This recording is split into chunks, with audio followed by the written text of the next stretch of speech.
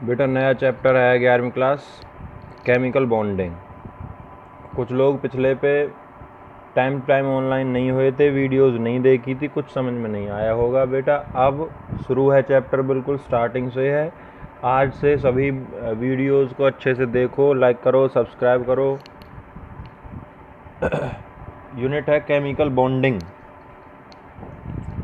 Chemical bonding कहने का मतलब क्या है बेटा? केमिकल बॉन्डिंग, बॉन्ड किस तरह से बनते हैं? मॉलिक्यूल्स जैसे हमने सुना है, एटम, मॉलिक्यूल और कंपाउंड, कॉम्प्लेक्स। अब सभी चीज़ों को देखते हुए हमें बॉन्ड की ज़रूरत पड़ी। केमिकल बॉन्डिंग मीन्स केमिकल्स के बीच में, एलिमेंट्स के बीच में बॉन्ड। अब जो बॉन्ड हैं वो क्या होता है? बॉन्ड होता क्या है? वैसे क्या समझते हैं हम इस बॉन्ड से? दो केमिकल स्पीसीज को आपस में जोड़ने वाली कड़ी को क्या कहते हैं? बॉन्ड कहते हैं। जैसे मानो यहाँ कार्बन और हाइड्रोजन जुड़ा हुआ है, मैंने H2O लिख दिया, छोड़ो H2O। अब H2O को हम ऐसे दिखाएंगे,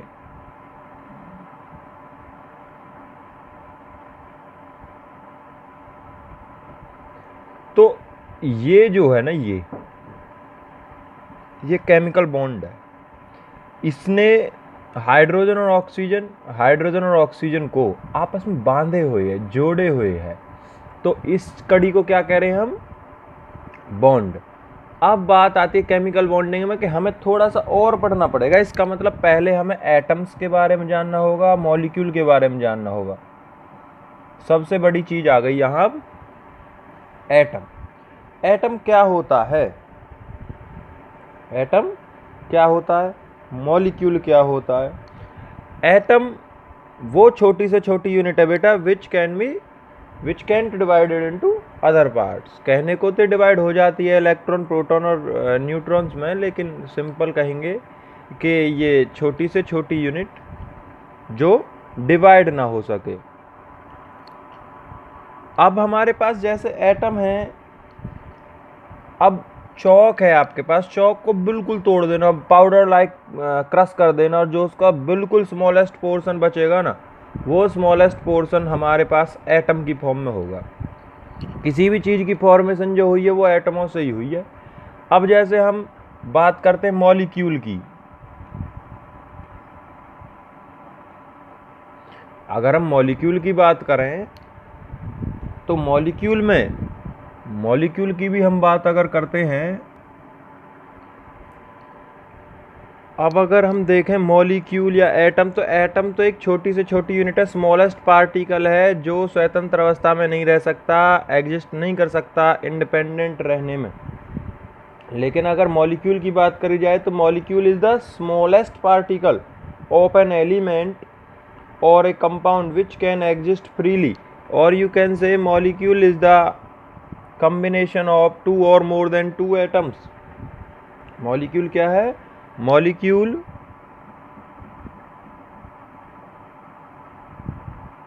a molecule is the smallest particle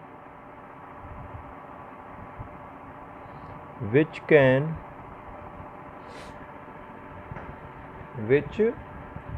exist freely।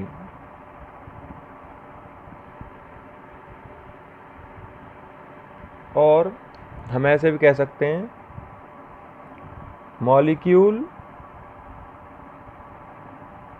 Is a group of two or more than two atoms. Getting? तो यहाँ से हमारा प्रोसेस शुरू होता है। जैसे फॉर एग्जांपल हम मॉलिक्यूल्स की अगर बात करेंगे तो मॉलिक्यूल्स में हमारे पास बहुत सारे, जैसे कि H2, N2, O2, P4, और S8 पढ़े हुए हैं, ये सारे के सारे H2O, NH3, ये सारे के सारे मॉलिक्यूल हैं। अगर हम एटम की बात करें तो एटम सिंपल फॉर्म में मिलेगा, जैसे हाइड्रोजन, नाइट्रोजन, ऑक्सीजन। अब जैसे ही हम मॉलिक्यूल की डेफिनेशन पे पहुँचे तो सबसे पहले बात आता है कि भाई केमिकल बॉन्ड क्या होता है। अब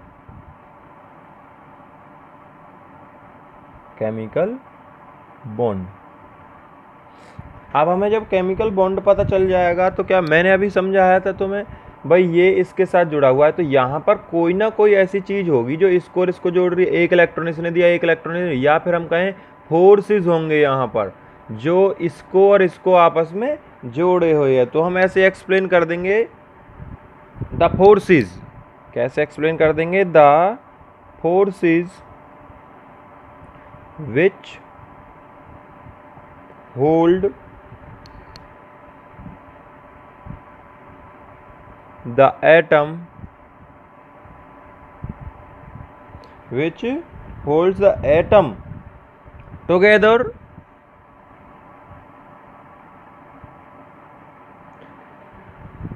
within a molecule.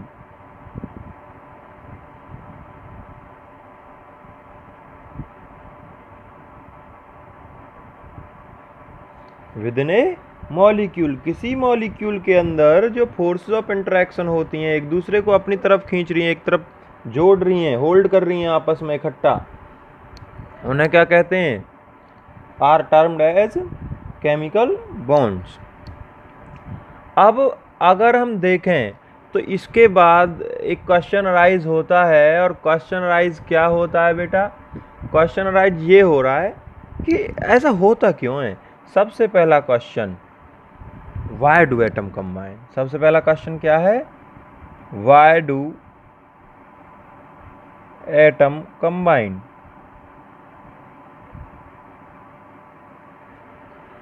Why do atom combine? इसका आंसर नहीं आता, इतने ही दूसरा क्वेश्चन कौन सा आ जाता है? How do atom combine?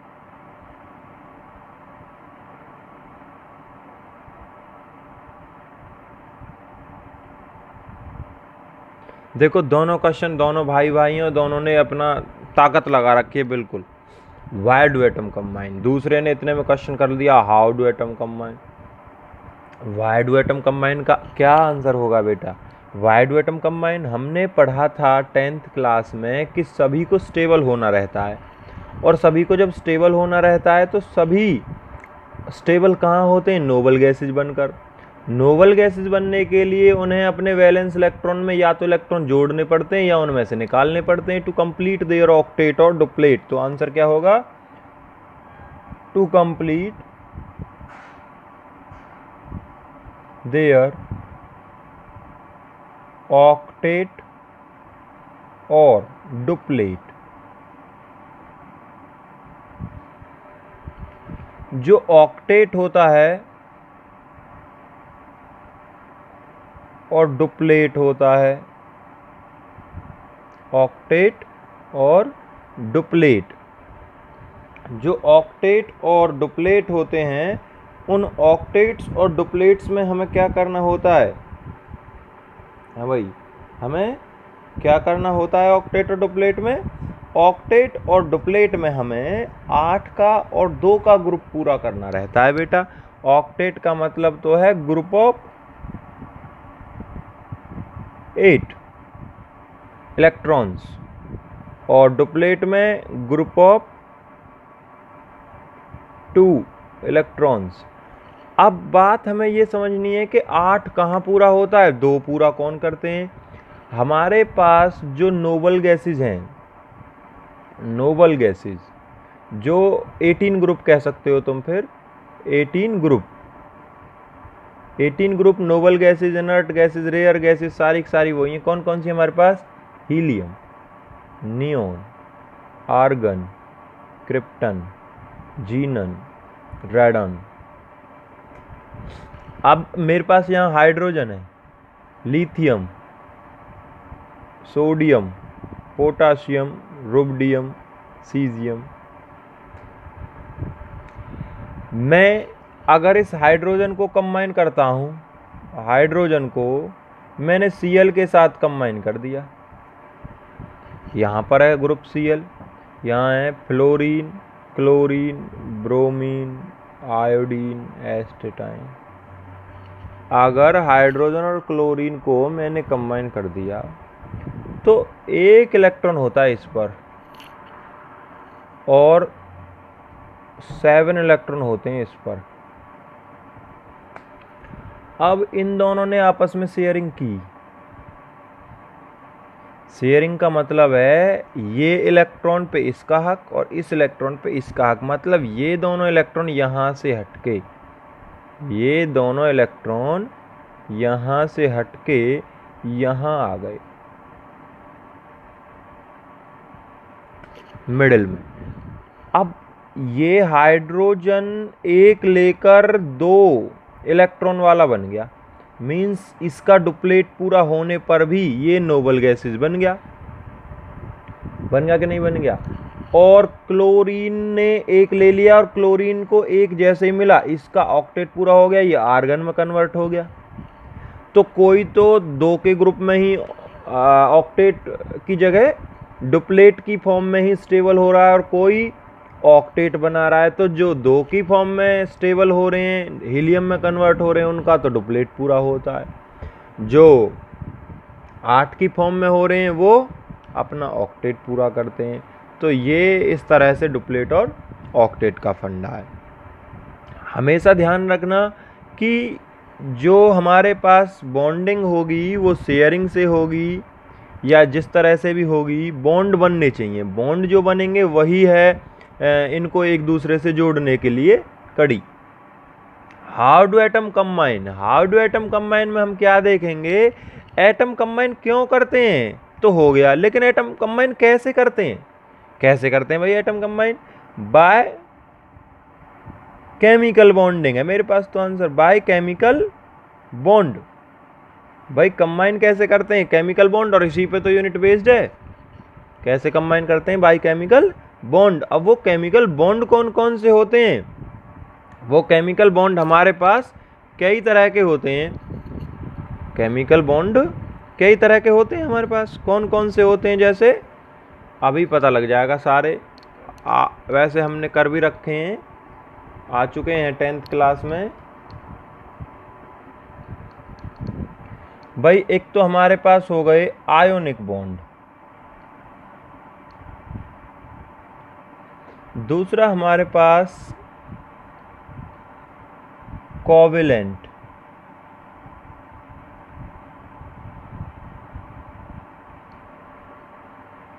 तीसरा जो हमारे पास है वो है कोऑर्डिनेट,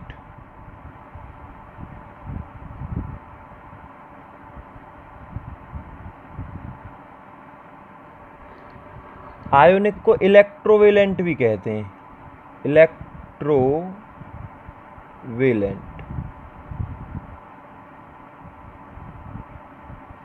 कोवेलेंट को पहचानने के लिए मैं अभी डेफिनेशन दूंगा। कोऑर्डिनेट बॉन्ड को डेटिव भी कहते हैं, dative.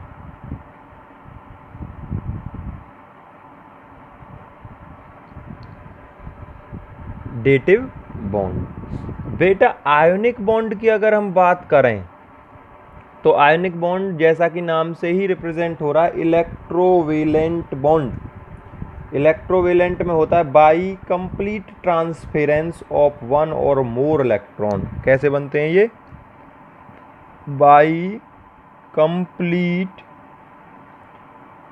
Transference, by complete transference of 1 or more electrons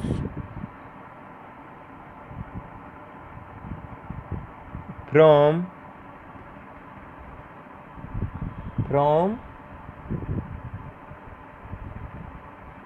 one atom to another।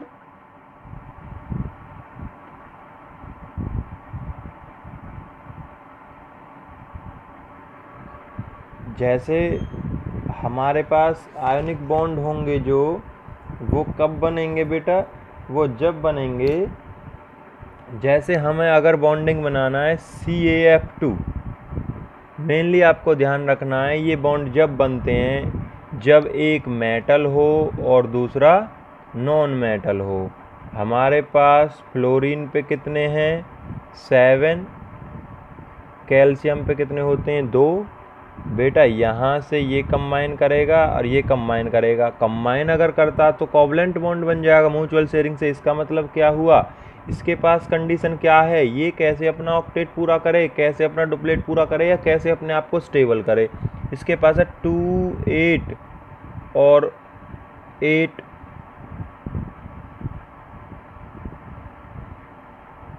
और 2 8 8 और 2।